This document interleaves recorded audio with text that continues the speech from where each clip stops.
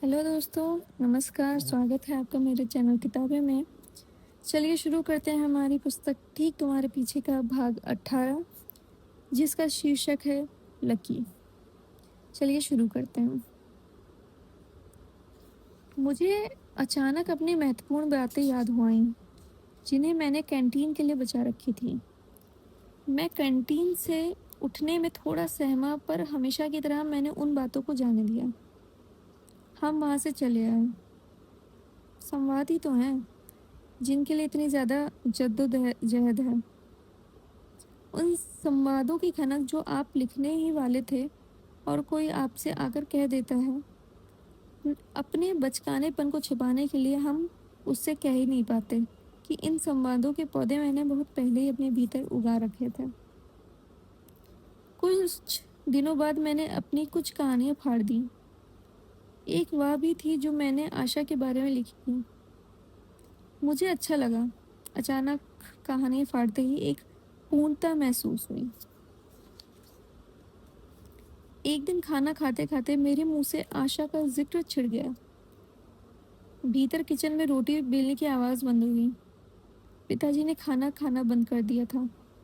माँ भीतर से रोटी देने के बहाने आई और मुझसे पूछा, कैसी है वह? अच्छी है, मैंने जवाब दिया और रोटी खाने लगा।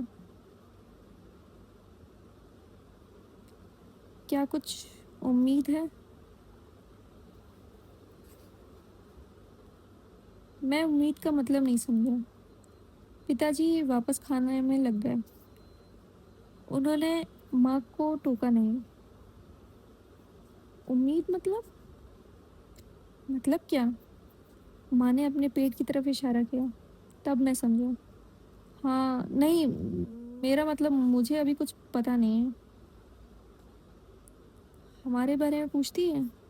माँ यह वाक्य पूरा नहीं कह पाई और रोने लगी। हाँ, बहुत पूछती है। पिताजी आधा खाना छोड़कर उठ गए। हाथ धोने के बाद वह सीधा पूजा वाले कमरे में चले गया। मैंने माँ को कोई और जवाब नहीं दिया। अंदर किचन से उनके लिए खाना लाया और उनके सामने रख दिया। कुछ देर वहां बैठा रहा। माँ ने इसके बाद कुछ नहीं पूछा। वह रोती रही। मैं कुछ देर में उठा और अपने कमरे में चला गया। चांदनी रात थी। चांद खिड़की से नजर आ रहा था। मैं एक कोरे पन्ने से खेल रहा था। यह क्षण मुझे बहुत पाक लगता है। इस वक्त कुछ भी लिखा जा सकता है। बात कहीं से भी शुरू हो सकती है और कहीं भी पहुंच सकती है। ऐसे क्षणों में मेरे भीतर बच्चों की सी चंचलता आ जाती है। मैं कुलबुलाने लगता हूँ शब्द शब्द। अगर शुरुआती शब्द आ है तो मुझे आ की गोलाई, उसके घुमाव, सब कुछ गुदगुदी पैदा करते हैं। बहुत से शब्द हैं जिन्हें मैं नहीं लिखता हूँ। फिर बहुत देर बाद एक शब्द कहीं लिखता है, और फिर कड़ियाँ जैसे वह पहला शब्द एक झोला है, जादुई पिटारा, जिसमें से बाकी शब्द खुद निकल आते हैं। इनमें मैं कहीं विलुप्त हो जाता हूँ। तभी मुझे आठ हुई कि मेरे दरवाजे के बाहर कोई खड़ा है। मैं अपने बिस्तर से धीरे से उठा और दरवाजे के पास चला आया। हाँ, कोई है। मैं दरवाजे की उस तरफ की हिचकिचाहट महसूस कर सकता था। मैंने पूछा, कौन है? कुछ देर तक कोई स्वर सुनाई नहीं दिया। मैंने दरवाजा खोलने की कोशिश की, पर तभी पिताजी की धीमी आवाज आई। लकी, सुनो, जब तुम आशा से मिलो तो कह देना कि वह चाहे तो घर आ सकती है, पर अकेले उसे साथ ना ले। जी, मैं कह दूंगा उसे। कल उसका जन्मदिन है। अगर कल आएगी तो तेरी माँ को भी अच्छा लगेगा। देख लेना। जी, जी, मैं कह दूंगा। पिताजी चले गए। फिर मैं कोरे पन्ने के पास नहीं जा सका। मैं अपने पिताजी को जानता हूँ, उन्हें कितनी मुश्किल हुई होगी मुझसे यह बात कहने में। मैं पिताजी के सुख के लिए इतना ही अभी तक कर पाया था कि मैंने लिखने के अलावा कभी उन अंगूठियों को अपने हाथ से अलग नहीं होने दिया था, बस। पर पहली बार मैं उनके लिए कुछ करना चाहता था। सुंदरकांड का पाठ खत्म करके वह बहुत देर तक पूजा वाले कमरे में चुप शांत बैठे रहते थे। कभी कभी उन अकेले क्षणों में मैंने उन्हें देख लिया था। वह चोरों की तरह उस वक्त सहम जाते। इन अकेले क्षणों में वह अपनी किन परतों के नीचे टहल रहे होते थे, मैं यह कभी जान नहीं पाऊंगा। और मेरे लेखन होने का कमीनापन यह है कि इसमें मुझे एक कहानी दिख रही थी।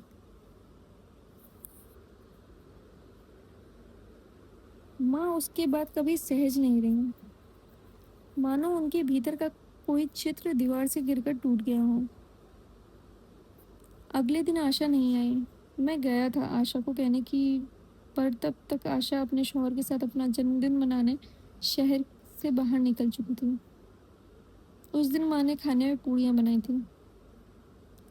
पिताजी ने मुझसे नहीं पूछा कुछ भी। हमने चुप्पी के बीच पूड़ियाँ खाई। कुछ दिनों बाद मैं आशा से मिलने गया। मैंने एक खुशखबरी की तरह यह बात आशा से कही कि पिताजी चाहते कि तुम घर आओ। पर आशा के चेहरे पे गुस्सा छा गया। उसने मुझसे कहा कि जो इतने साल मैं घर नहीं गई, उन सालों का हिसाब कौन देगा। उससे आगे कुछ कहा नहीं गया और वह उठकर चली गई। मैं कुछ देर तक उसका इंतज़ार करता रहा, पर वह बाहर नहीं आई। मैंने मानो उसके घर से कहा हो, मैं चलता हूँ। जवाब का इंतज़ार बेकार था, सो मैं वहाँ से निकल आया। कुछ देर चलने के बाद मेरे पैर में अचानक कुमारवाड़ी की तरफ मुड़ गया। अंतिमा से मिलने की तीव्र इच्छा थी, पर मैं क्यों उससे मिलना चाहता था? सारे कारण बहाने थे। मैं फिर उससे संवाद करना चाहता था, बस। बस कुम्हारवाड़ी में मैं बहुत देर इधर-उधर टहलता रहा। कुछ देर कैंटीन में भी बैठा रहा, पर अंतिमा नहीं दिखी। शायद आज वह नहीं आई। मैंने अपने झोले में हाथ डाला। कोई भी किताब नहीं थी, वरना मैं उस पेड़ के नीचे बैठकर किताब पढ़ता रहता। खैर, चाय की छोटी गुमटी दिखी। सोचा एक चाय पीकर निकल जाऊंगा। यूं भी इस तरह उससे मिलना अजीब ही हो जाता। तभी मुझे उसकी एक झलक दिखी। वह और इकबाल भाई कहीं बाहर से चले आ रहे थे।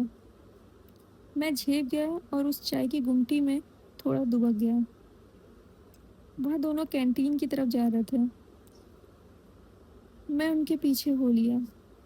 यह कितना बचकाना था। अगर वह मुझे इस तरह देख लेते तो मेरे पास कोई भी कारण नहीं होगा कि मैं ऐसा क्यों कर रहा हूँ। पर मुझ पर मेरा कोई वश नहीं है। वह कैंटीन में बैठ गए। मैं एक पेड़ की आड़ में खड़ा होकर अंतिमा को देखता रहा। मुझे अचानक अपने वह संवाद याद हुआ है। वे महत्वपूर्ण बातें जो मैं उससे उस दिन कैंटीन में नहीं कर पाया था। मैं उन महत्वपूर्ण बातों को तरतीब से जमाने लगा। मैं छुपा हुआ था और पकड़ा जाना चाहता था, पर नहीं भी पकड़ा जाना चाहता था। मुझे लगा कि अगर पकड़ा गया तो सीधा अपनी महत्वपूर्ण बातें करना शुरू कर दूंगा। पर अचानक वह बातें मुझे कतई महत्वपूर्ण नहीं लगी। वह छिछली बातें थीं, बेमतलब, बेमानी। क्या कहूँगा? असल में मेरे पास कुछ भी कहने को नहीं था। एक सीधे सवाल का जवाब तक नहीं कि मैं यहाँ क्यों आया हूँ। वह उठने लगे थे। मैंने उन्हें जाने दिया। आशा एक दिन घर पर आई सुबह-सुबह। हम सब घर पर ही थे, पर वह अकेली नहीं आई थी। वह अपने शौहर को साथ लाई थी। हम सब उससे मिले। उसने पिताजी और माँ के पैर छुए। उसका नाम आसिफ था। मेरा नाम लकी है। हम सब पिघलने के लिए तैयार बैठे थे। कुछ देर की बातचीत में माँ पूड़ी के लिए आटा गूंथने किचन में चली गई। पिताजी अचानक सब धर्मों की इज्जत पर बातचीत करने पर आ गया। घर के कुछ अंधेरे कोनों में फिर हल्की सूर्य की किरण पड़ने लगी थी। मैं अपने कमरे में गया और भीतर से दरवाज़ा बंद कर दिया था। मेरे कोरे पन्ने मेरा इंतज़ार कर रहे थे। क्या फिर से एक मौका और मिल सकता है, जिसमें हम कुछ गलतियों कर सकें जो नहीं कर पाए थे और कुछ गलतियाँ सुधार लें? इकबाल भाई कुछ पॉट तोड़ देते थे। मैंने अपनी कुछ कहानियाँ फाड़ दी थीं और अंतिमा से फिर मैं कभी नहीं मिल सका। ये सारी बातें एक अंत देती हैं। इसमें एक असहजता है, पर अंत सहज है। कोरे पन्ने के सामने बैठे हुए इस बार अक्षर नहीं शब्द आया दिमाग में। अंत। मैं फिर के उतार चढ़ाव महसूस करने लगा। फिर उसके ऊपर की खूबसूरत बिंदी को देखता रहा और खूबसूरत त की सुंदरता पर मैं मुग्ध हो गया। पर पता नहीं क्यों मन में इच्छा हुई कि त में छोटी ई की मात्रा लगाऊं, उसके बाद माँ लिख दूं। मैंने अंत में लिखा अंतिमा। तो दोस्तों ये था भाग हमारा हमारी पुस्तक ठीक तुम्हारे पीछे का भाग के शीर्षक लकी, जो यहाँ पे अंत होता है। कल मिलते हैं इसके नए शीर्षक जिसका नाम है माँ। तब तक आप प्लीज़ लाइक करिए और सब्सक्राइब करिए और हो पाए तो कमेंट में अपनी राय व्यक्त करिए। Thank you, bye.